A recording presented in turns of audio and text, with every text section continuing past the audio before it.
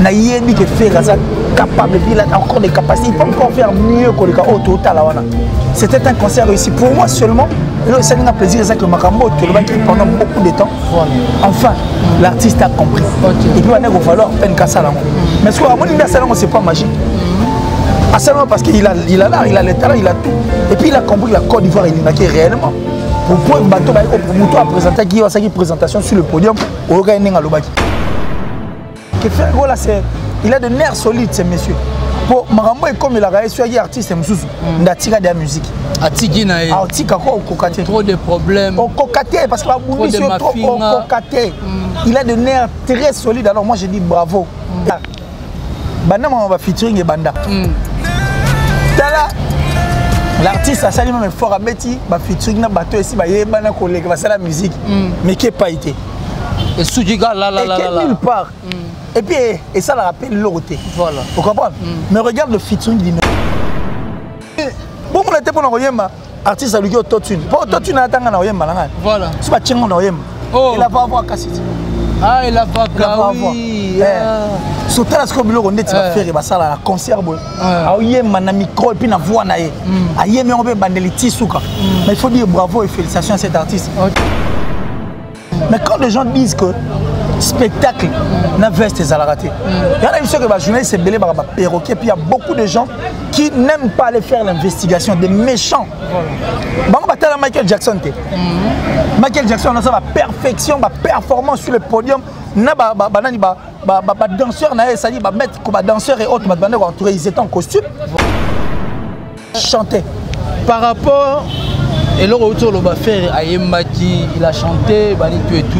Mais ce que par rapport à mon actu du net, tout n'a pas posé une question, regarde moi qui est là. Une réponse. Ils ont eu leur réponse. Voilà. Oui, regarde-moi. Mais tu vois, au monde de ça, il va y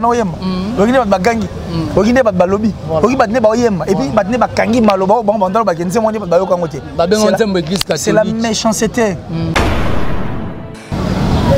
De voir que nous sommes dans un pays où nous avons 80 millions d'habitants. Et dans 80 millions d'habitants, surtout chez les artistes, on dirait que la musique c'est limité. Oh, c'est chose inconcevable. Voilà. Et puis, dans l'émission Belé, je crois qu'on va maintenant le mot Del Piero à venir. À Robo, ça n'a été pire à comprendre ce que je veux vraiment dire réellement. La musique Nabiso, tellement qu'il y a eu beaucoup de corrompus, on a commencé à faire un discours du genre que nous on dirait artiste attire la mort abîmant. Faire un salut featuring tout tellement il est fait avec son cœur, tellement il est vrai, tellement il a la chose. Soit salut featuring na mutu. Oyo kan. Contrairement, un artiste au Toyebi, soit salut featuring na mutu, on est un mélange ou dans on est un mélange encore davantage. Dans un mélange mutu. Un mélange mutu, on va monter à quel nango ça dit. Allez écouter que maman et allait que des motoko bizarrement on était à poche pour organiser un concert pour balancer na temps sur un succès. Na album oiseau bimisa. Pour ça makambo est salement.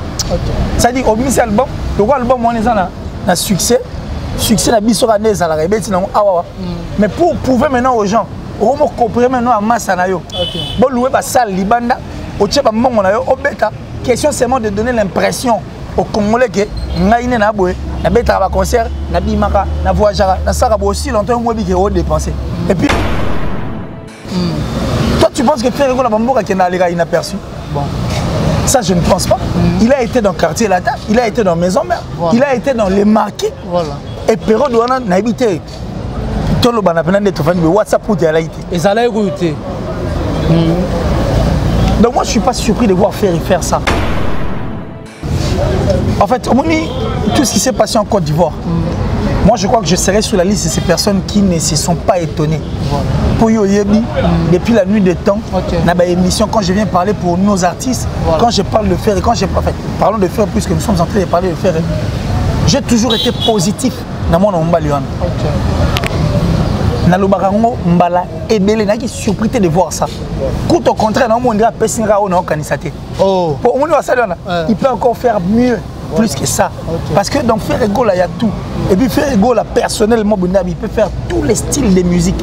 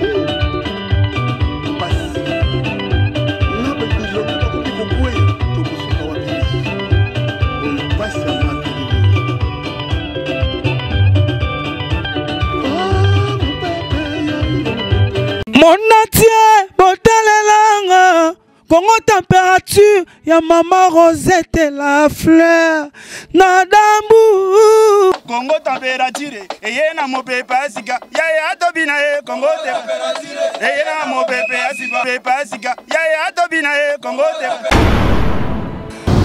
Merci beaucoup, très chers internautes. Bienvenue à votre chaîne que vous aimez beaucoup, Congo Température TV. Otolobaka vitesse wapi. N'habitez vous a tellement belle. Bolinga Kabo solo na musique avec votre humble serviteur héritier Iboula Mouyaka ya solo. Après je poster les alakandeye. Donc je dis encore merci à Mboutamwini Bakoko ya Lunda depuis les États-Unis. Je te salue. Pourquoi pas mon vieux Voski depuis les États-Unis. Blaise depuis les États-Unis. Je te salue. Pourquoi pas à Mavesungu Moutete la solo depuis Londres. Merci beaucoup à tout puissant champion Wadal depuis La Rochelle. Pourquoi pas Adrissa Motomètre Bébazibé Bachafouin Omonayango. Merci beaucoup à Maman Rosette et la fleur d'Ambour. Pourquoi pas Bruno Loubi Kambon à propre Sandra Ongata Maman na Petit Bon Junior et Broly déjà match. Pourquoi pas Julia Florida Maman Agency. Merci beaucoup à na 3L magique Lotis Longi Loufakenda. Pourquoi pas Kams Kams depuis quelque part, Kams Massiani, moi héritier Iboula par rapport à l'actualité musicale, par rapport à Maramosa Rolegato, même pas musicien presque tout Bazali Banda Yamboka. En Afrique, c'est pas concert, c'est bien bon. Mon appel prestation à faire après 4 ans après la Côte d'Ivoire, c'est pour cela que héritier Iboula na Poussani Mbangu. Na Mbelabino. L'homme du moment, ou le barabien, ou sur la Titoko, Killer Kilesi, que je le dis directement. Bonjour, Killer Kilesi. Ouais, bonjour, héritier Iboula. Ça dit Iboula Skin. Voilà, Mouyaka solo. Et donc, président et défenseur. Voilà. Donc, ça dit, c'est un grand plaisir et je pense que en tout cas, Congo Température, parce que j'ai quand même reçu des appels de partout, des messages surtout concernant Nabiso et puis Banalise et autres. Nous étions en train de regarder parce qu'en réalité, ce sont les actualités qui prônent. Il y a aussi des émissions à tourner, il y a aussi des choses à faire en fait là-dessus. Alors, ton ordre, c'est la score totale. Parce que la plupart, il y a des journalistes et perroquets. Moussalo Bassal, par exemple, Marambo va tchara bango na Moutou. En fait, Moutinde a ABC bango et au nom de l'argent, quand bango baba perroquet, ils viennent à la télé pour parler à la fin du compte, bah lever le route. Donc c'est pourquoi on était en train d'observer, on attendait à ce que Marambo comme maintenant était au Kanissa et pour que tout y aille sur le plateau, tout va recevoir encore davantage. Et étant donné que notre musique s'est réveillée, et bah artiste Nabiso, bah nous continuons comme ça, là toujours force et fierté Nabiso. Voilà quoi, je suis là. Un grand merci pendant la plus suspecte en tout cas de la France, où on a la plus discrète d'Atichou, que je salue en tout cas des cœurs. Merci pour tout, merci infiniment.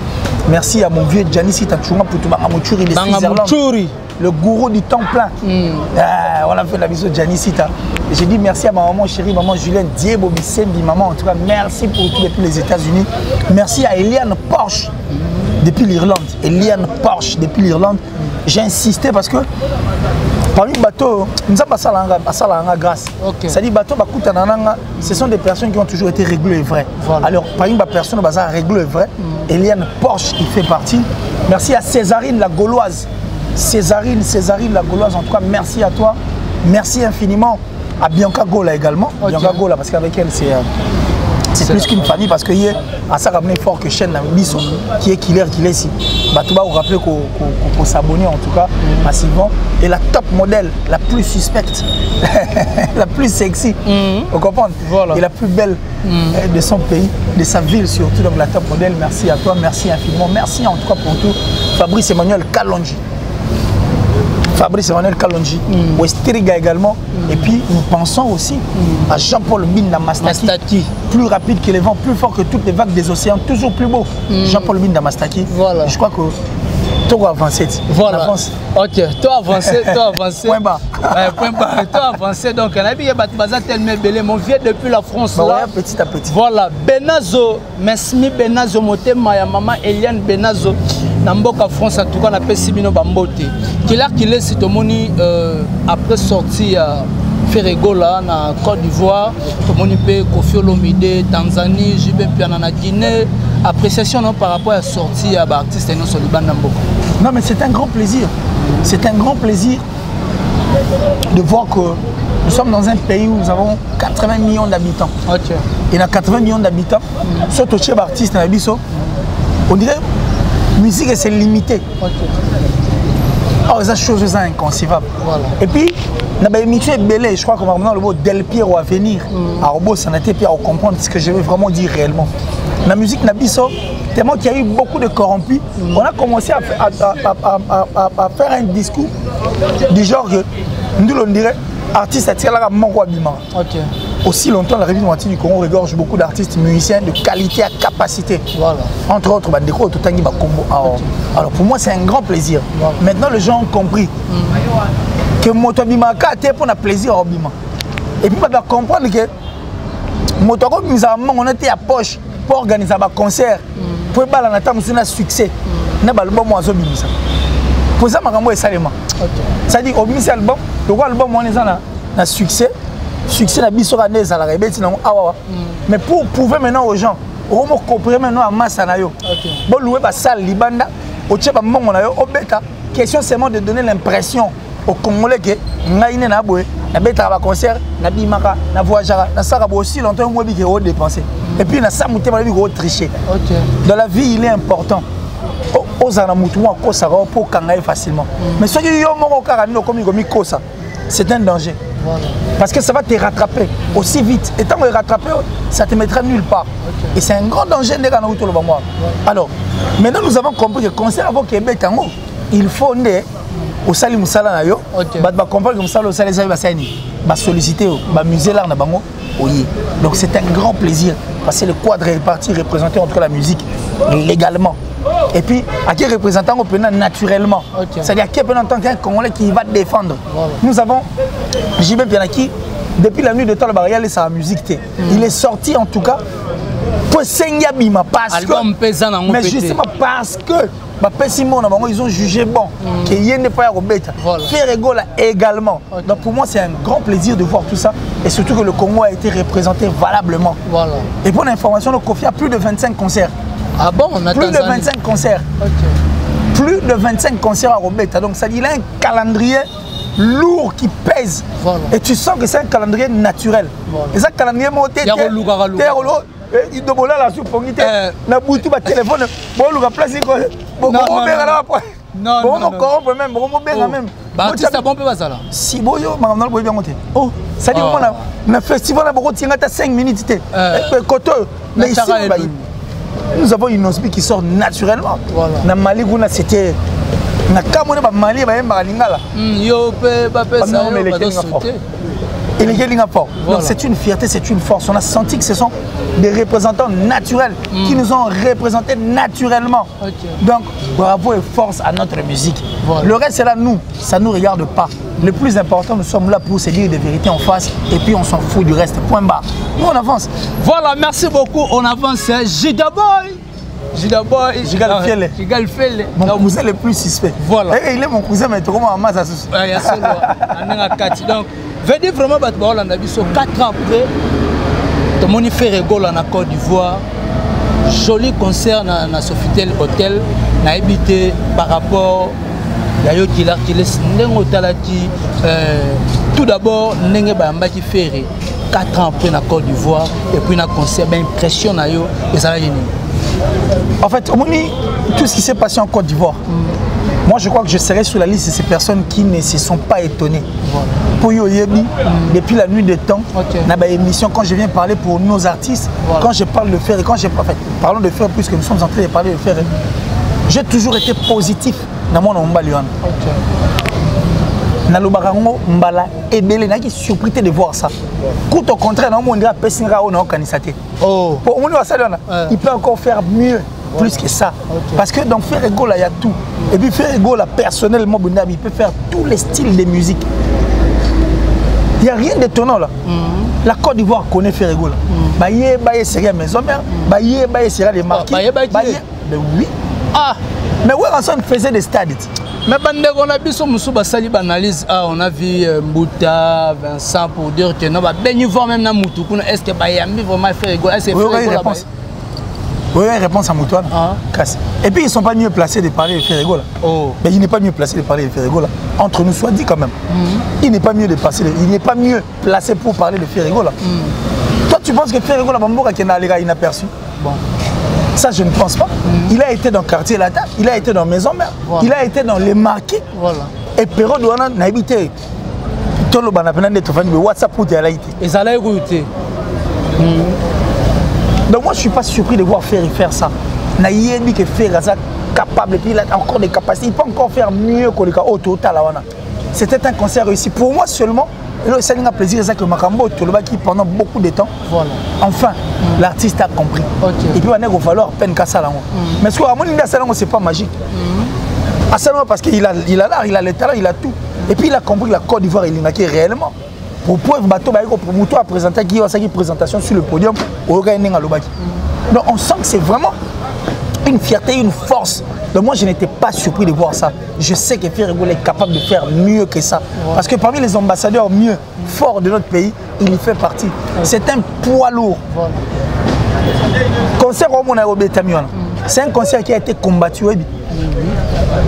Mais tu as Salion. Tu comprends? Un concert qui a été. C'est-à-dire, on a combattu l'artiste. Si un artiste était. S'il n'a pas de concert. Voilà. Chantage, papier, non. Concert, ça annulé. C'est-à-dire des fake news comme ça au nom de l'artiste. Mais malgré le combat, on va s'allier. Mais le concert a été un concert réussi. Il doit aussi se référer de sa carrière. Parce que la carrière de Ferrego n'a jamais été pire. N'a jamais été pire plutôt. La carrière n'est toujours des problèmes depuis petit, les problèmes. Mais il faut comprendre que c'est une force. Que Ferrego là, il a de nerfs solides, ces messieurs. Pour Marambo et comme il a réussi à être artiste, il a tiré de la musique. Trop de problèmes. Parce que il a de nerfs très solides. Alors moi je dis bravo. Et je ne suis pas surpris de voir ces concerts. Mais pour moi, c'est parce que l'artiste a écouté. Et il a compris qu'il peut encore faire mieux. Et puis on s'en proprement. Parce que il faut toujours la base na biso. La base na biso sera YBK. Voilà. Yemana nundeli boso betande ko bine roya na sima. Voilà. Mais il faut yemana nous, faut beta et puis ko bine roya na sima. Alors, dès son vivant, tu as vu on va bien un concert. Faire à chanter. Voilà. Parce que c'est tout ce qu'il sait faire. Mais chanter. Par rapport et le retour le faire à Yembaki, il a chanté, tout et tout. Mais ce que par rapport à mon actu du net, tu as posé une question, regarde-moi qui est là. Vas-y, réponse. Ils ont eu leur réponse.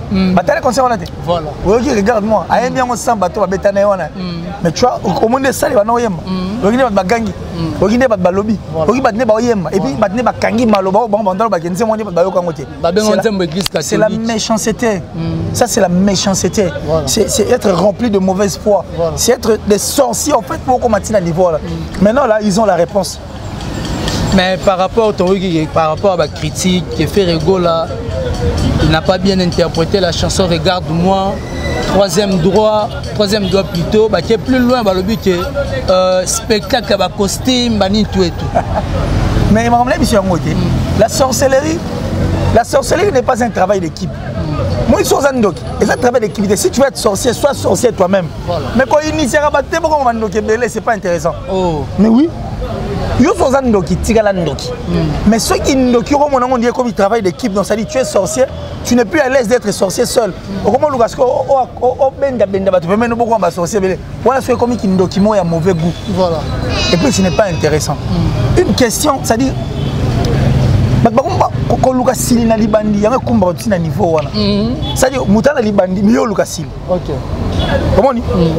ils ont cherché là où il fallait combattre. Ils ont d'abord cherché à combattre l'artiste sous prétexte qu'on s'est résalté. Sold out. Sofitel plein à craquer.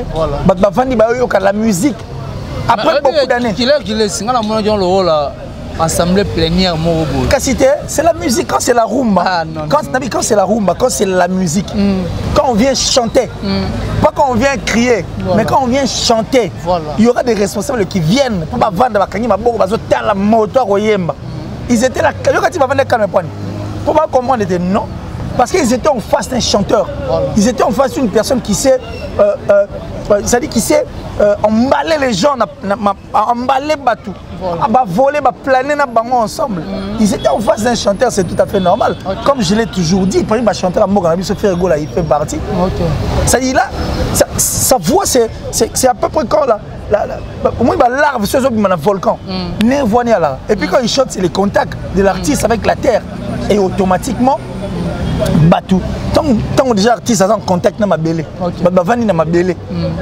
Boyo kamela calme la bango c'est le rôle pasteur la vérité. Et puis ils sont conscients que moi dit pour mes points ba kosa biso pendant beaucoup d'années. Voilà azala wa pe bango ko kanda et on va ne calme yoke gentiment. On comprend religieusement d'être le baron là. Et à la fin tu vas quand même remarquer que Balagi on va entrer de chanter et puis danser ensemble avec l'artiste. Mais quand les gens disent que spectacle na veste et raté. Il y a une chose que les journalistes c'est belé par perroquet, puis il y a beaucoup de gens qui n'aiment pas aller faire l'investigation, des méchants. Bon, on va Michael Jackson. Michael Jackson a sa perfection, sa performance sur le podium. Na danseur na ça dit mettre comme danseur et autres entourés, ils étaient en costume. Voilà. Bandeli petit souga. Bon, on va dire papier. Les costumes, la cravate, voire même. À Kanyo, et puis à na veste et cravate, chemise en filant au bien. Alors, ça la performance. Yo, mon magasin, c'est un single. On a un single. On a un concert, on a veste, ça peut suivre un single. Non. Il dansait avec ma veste, ma performance, ma concert est bel et Michael Jackson, la salle de performance. On a coupé, décalé, et puis quand je parle de Michael Jackson, Smurf est belé, comment ils appellent Smurf, voilà. Chris Brown, même Asher, moi je suis un concert d'Asher. Dans la veste, dans la cravate enfilée, et puis Abine Bandeliti, ce sont de faux fouillants. C'est quand les gens. Mais il y en a habité, c'est quand les gens ne savent plus par où passer. Ils tellement bien, ils ont place au bon mélange, bon monaté. Donc on a un résultat le roi. Ne place quoi bouzo ba te bimara. Parce que comme le roi même français muta lobby, so muto comme le roi même poigne à l'attaque fait ça spectacle na veste. Ça dit manque d'arguments. Manque d'arguments. J'ai dit beaucoup d'artistes en fait veulent devenir comme Ferré. Et pourtant Ferré est en vie. Faut te battre ça YB carré. Au monité, l'artiste a voulu aussi chanter à celle autotune. Pour la monnaie, dans le commentaire, moi, je suis oh non. Au moins, écoute, tu es nzembo na zo yemba. Nzembo yemba, public yemba. Oh, public yaki peut vendre des talents, tu yaki peut yemba. Hein? Public, tant qu'il y a un concert, et il y a un pot état d'artiste, ça zo yemba. Toi, il y a un pot yemba na yo. Objectif premier, il y a l'imboso. Oh yo, public baye la résalani.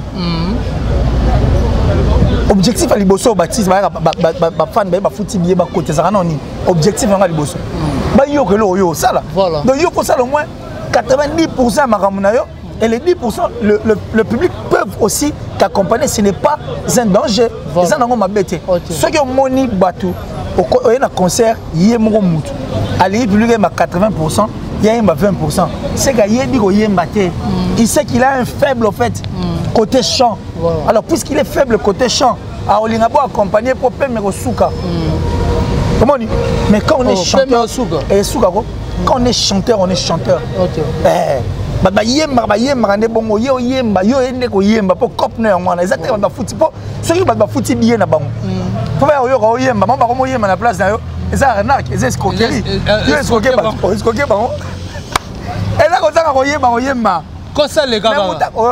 Et puis Coco, ça il faut les cas.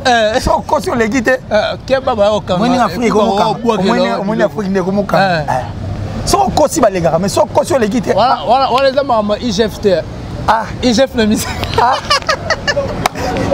Inspection générale. C'est comme pas dans le musique. Mais là, ils ont. Si on cause les gars, mais si on cause sur les guides et rattraper. Si vous avez une mission, pourquoi toi tu ne fais pas les spectacles comme il se doit? Les gens ont compris après. Mais ce que les journalistes sont là, ceux qui sont nés dans le bar, ils sont comme non, aigri, jaloux. Si vous Camerounais, jaloux. Il a posé une question vraie et claire. En réalité, ils sont dans le bango.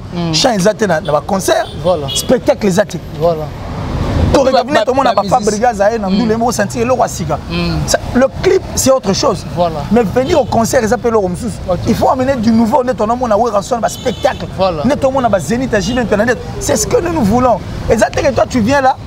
Pour d'ailleurs dans ta tête tu te mets tout les bailleurs dans maramtu dans ça là on dit maté za la bon côté. Aux esclaves na bango il faut ça maramba bien et puis il faut ça on ndenge ba ba olingango. Mais quand tu ça les mots répétant trop et comme on dit moi monotonie. Ba non moi sur question de quoi comment. Est-ce que ça va? Non. Oh ba tu vas pour gagner bon. O ta yonde. Non, tellement que toi, tu vas nous boire. Si ça, c'est lui qui a vu. Si vous voulez faire le fou, on kata neni. On kata, tu vas foutre le monde. Est-ce que on a un discours à Malonga Moutaro, la place, ma fan au baye, au foot à bien. Donc, moi, je te dis que musique est une place dans YB carré. Voilà. Yemba de Betan. Oh Yemba. Tina Souka. Tina Lifo. Oh Yemba. Bon, on était pour nous Yemba. Artiste à lui qui est autotune. Pour autotune, on attend à Yemba. Voilà. C'est pas Tchengo dans Yemba. Il a pas à voir Cassiti. Ah, il a pas à oui. Surtout là, ce que on dit, tu vas faire un concert. Il y a un micro et puis une voix. Il y a un bandeli tisouka. Mais il faut dire bravo et félicitations à cet artiste. Parce que Moutané, on a pourquoi vous le combattre. On peut faire un check en pété. Pendant un regard. Non, mais lui, il n'a pas cette temps. Français, on a eu ma belle bonne abouée. On est à Robanga, c'est la peur. Ça y est, pour ça, on est là. Pour ça, on est là. Gola. Nous sommes mon frère à Mbaboué.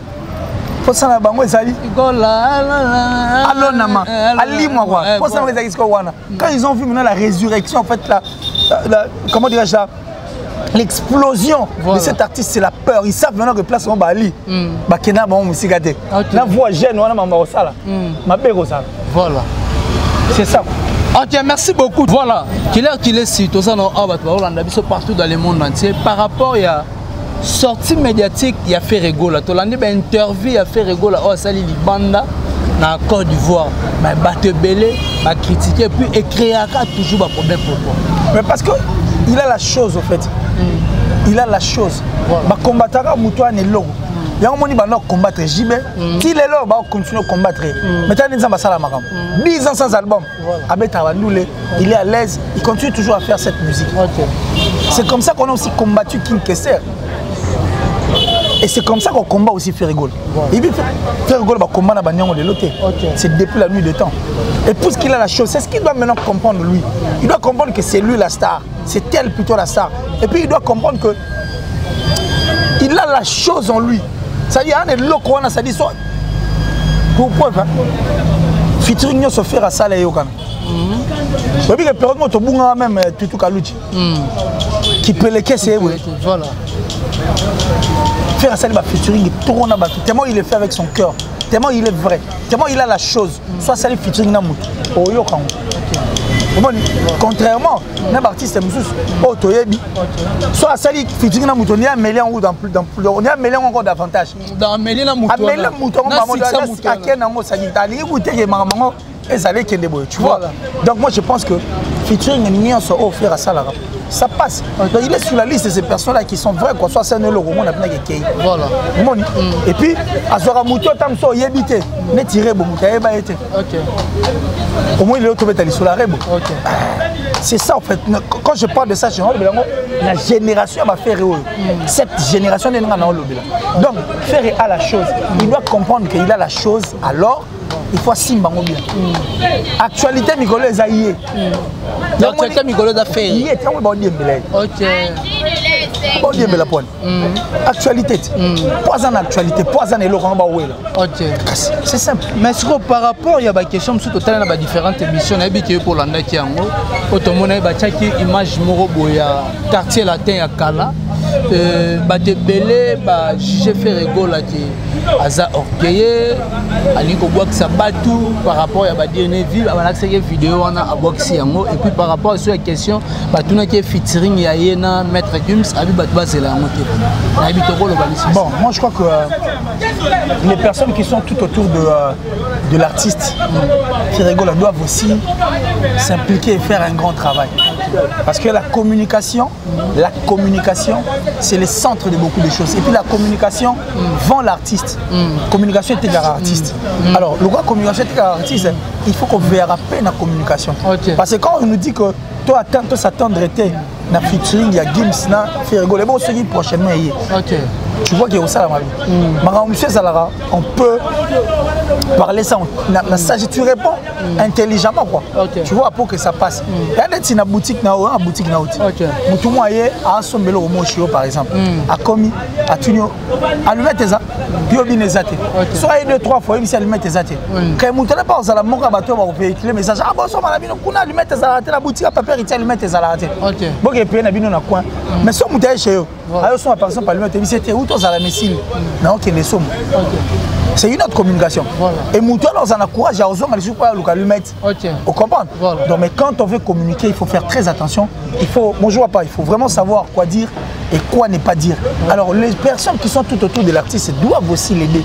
Doivent vraiment l'aider dans pour ça c'est important. Sinon, c'est déjà le réveil de l'artiste. Voilà. Alors, ceux qui battent forte pour l'aider, c'est un danger. Pour artiste, ça n'a pas ça ma tête. Ceux qui le remontent les c'est très dangereux. Donc, côté communicationnel, ils doivent encore y voir beaucoup de choses. Mais moi, je suis confiant. Je suis très confiant qu'avec l'artiste, et que tout va bien se passer. Mais par rapport, il y a la présence, il y a une question de posée par rapport à l'évolution à faire rigoler, ça va? Non, mais l'évolution, elle est là plutôt. L'évolution, elle est là, faire rigoler. Félicitations.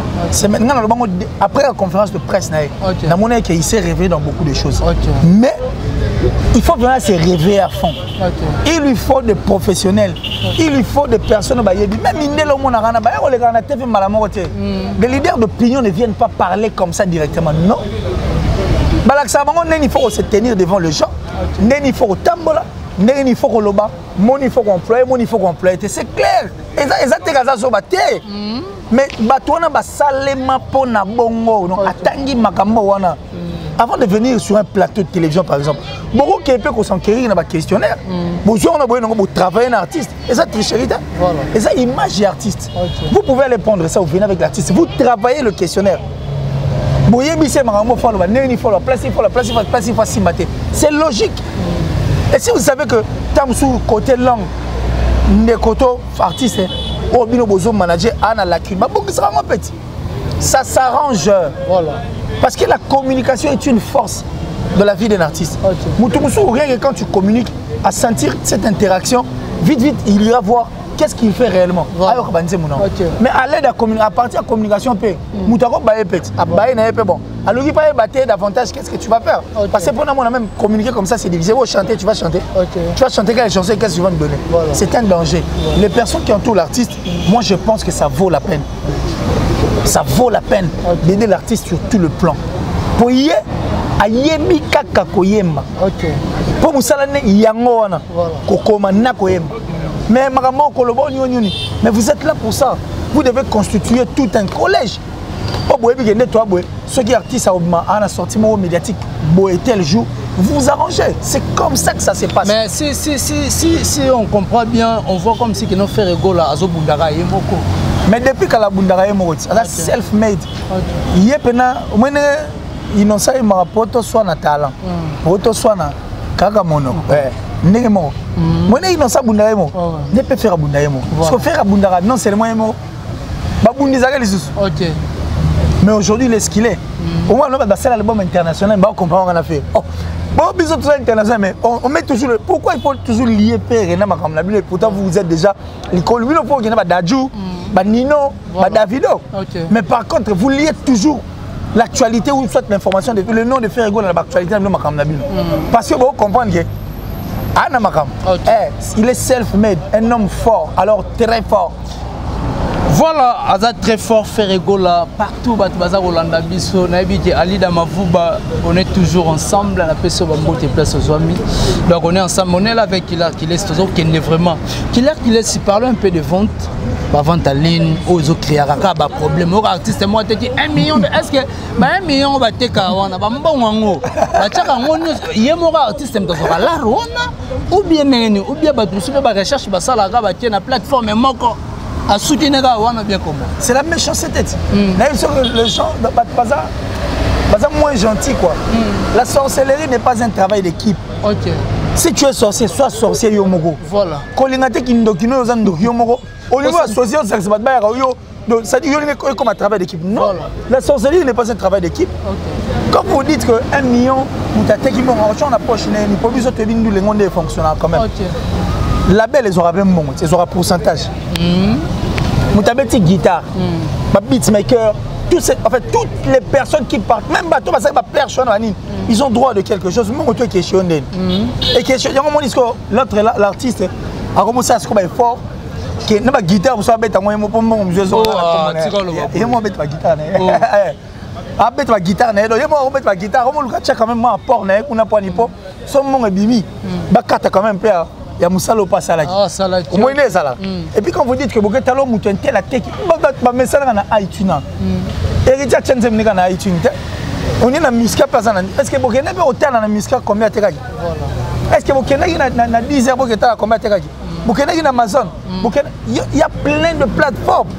Par exemple, quand vous dites de Diamond, Diamond c'est un artiste fort, mais la plateforme est moi. Est-ce que vous avez Est-ce que vous avez il faut aller faire l'investigation. La méchanceté est au nom de l'argent. Et surtout quand on est perroquet. Non mais des journalistes c'est perroquet, nous en avons marre. Très perroquet même. Pour perroquet c'est imitateur. Voilà. Perroquet imitara. Ou soit Maramo Moutalo et Yango c'est investigation, c'est de la méchanceté. Et ça méchanceté alors méchanceté. Peut-être que Inosbi a bango rose à la moi pour bango Maramute à la bango beatmaker bango bango peut-être. Il y a un moment où baga millionnaire bon. Soit. Oh, le bazar millionnaire. Jeune millionnaire. Oh, tu vois le baboueko. Jeune leader millionnaire. Merci. Ah, ça la passe non mais parce que méchanceté ça trop. Quand je sais que nous avons des millionnaires comme Inosbi, nous avons des grands artistes comme Ferré, nous avons de grands mots pas le maître de double demeure, le pharaon suprême. Toi on a Jimmy Pelaki, tout basala, tellement basala on pour la fierté à mon biso. Et c'est mon mais est-ce qu'on a la tous ces perroquets là qui viennent, c'est comme si Kofi on a innocent va faire ça on a combat Rwanda. Et les autres artistes ils le font pour la réunion. Il y en a habité.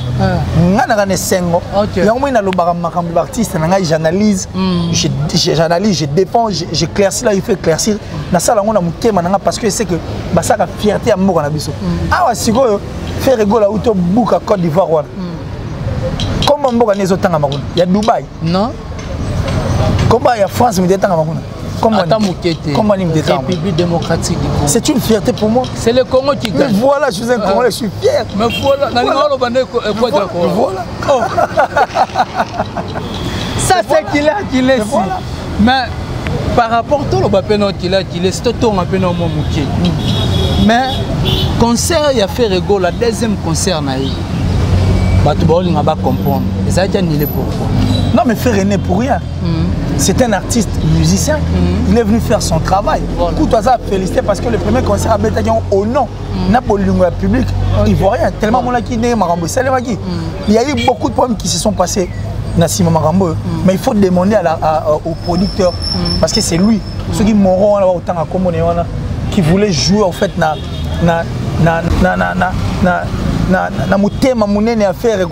tu vois, voilà. Il y a joué et puis à Sali Marambo.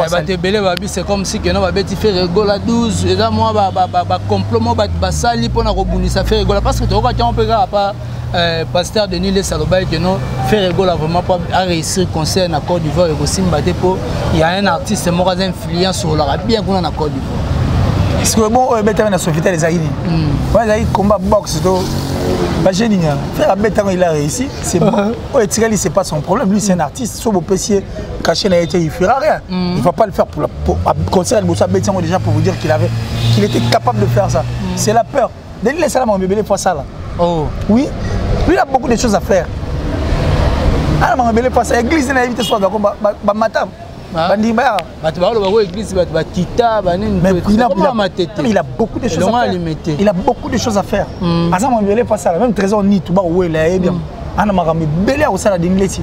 Atikana obiso na kimia na mona biso. Biso na to kota ngota. OK. Batikana obiso kimia faire rigolo à prouver de quoi est-ce qu'il est capable. Et bah comprendre que faire ou rien. Voilà. C'est le façal, c'est la fierté de notre musique.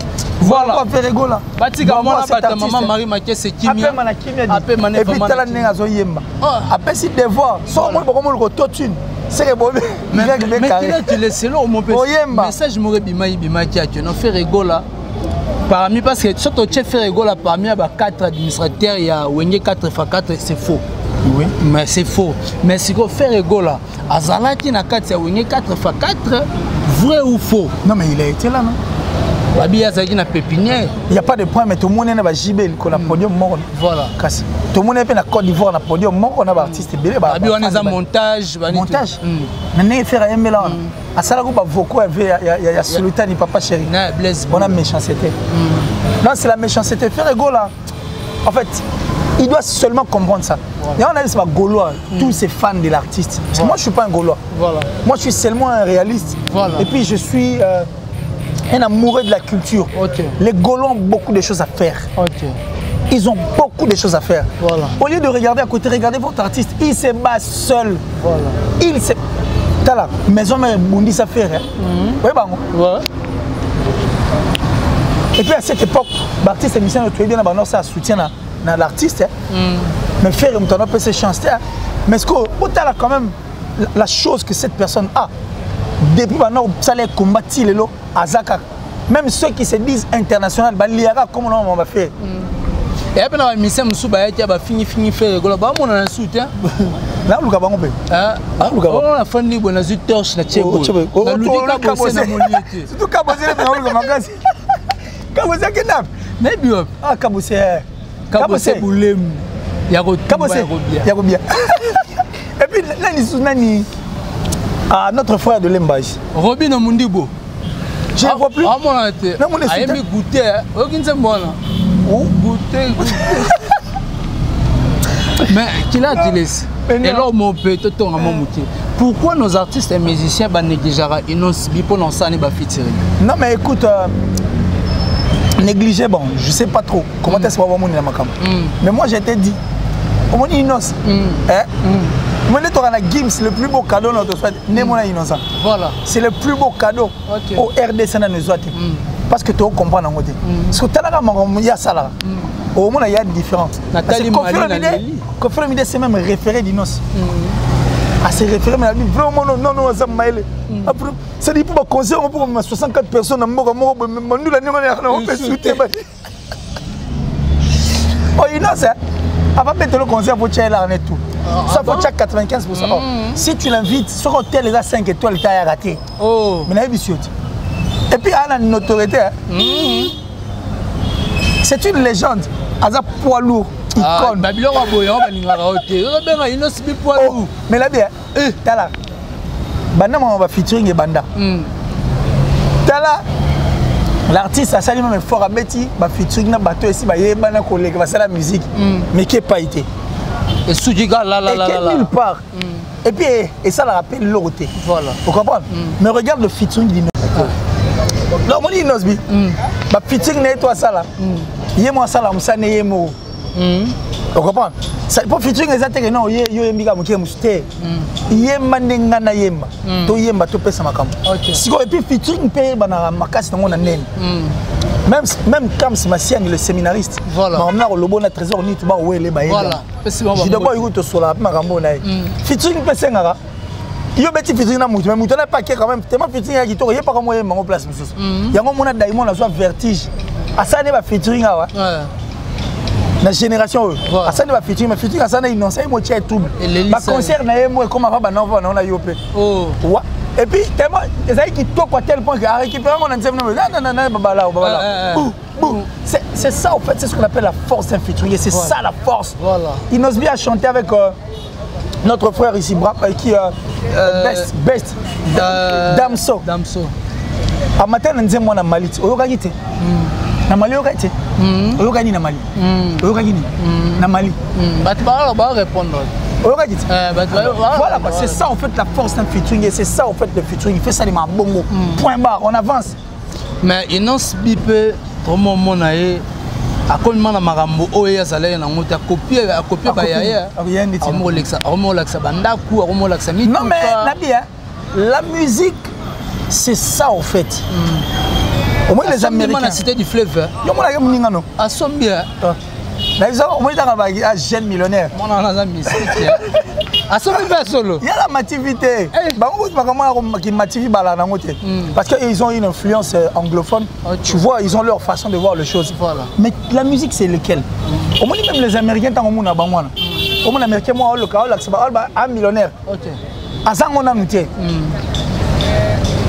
Ah, ça, bon, on a perfection. C'est-à-dire, il vous donne l'image. Il n'y a que Azana Mbongo. Maintenant, on est au Kansate. Mais à fournir quand même effort pour qu'on maintienne un niveau. C'est ça, au fait, la forte innocent. Quand on le voyait là, il n'était pas Nengazalelo. Mais tellement il dit qu'il y a un objectif, qu'est-ce qu'il fait? Il a fourni des efforts, des performances, des perfections pour qu'on maintienne. Et il est. Donc, il est vrai. Donc, il y a quoi ça les gâter. Oh, il y a quoi ça les gâter. Il y a quoi ça tout ce qui nous fait naturel. Et puis ça va naturellement. Voilà. Pour ça, quand on les guides, il rattrape. Mener rattraper. Il n'ose plus aller. Allez qui Moutakanda. Voilà. Mais ce qu'on le lobe fitilité, monsieur, comme artiste, amati jet privé, à Kiti, Boya Sali, Boy, Marma jet privé, les sous les loisirs. Hein? Tiganawa, ils ont Tiga. On les a de.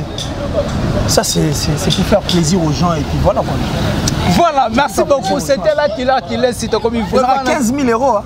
Ah bon? Je crois 1 heure, parce que là au moins 4 000 euros, 15 000. J'ai suivi un documentaire de Maître Gims. Il a cette possibilité en fait en mais il documentaire il y a Louara. Ah Louara, son malhonnête. Ce les ali to mona ngo papa, ce les to mona. Voilà, ce les to bar na boya ba to kanda so. Ce les to mona. Yango te le dit, il faut arrêter d'être des mativu. Voilà. Il faut être de réaliste, il faut être vrai.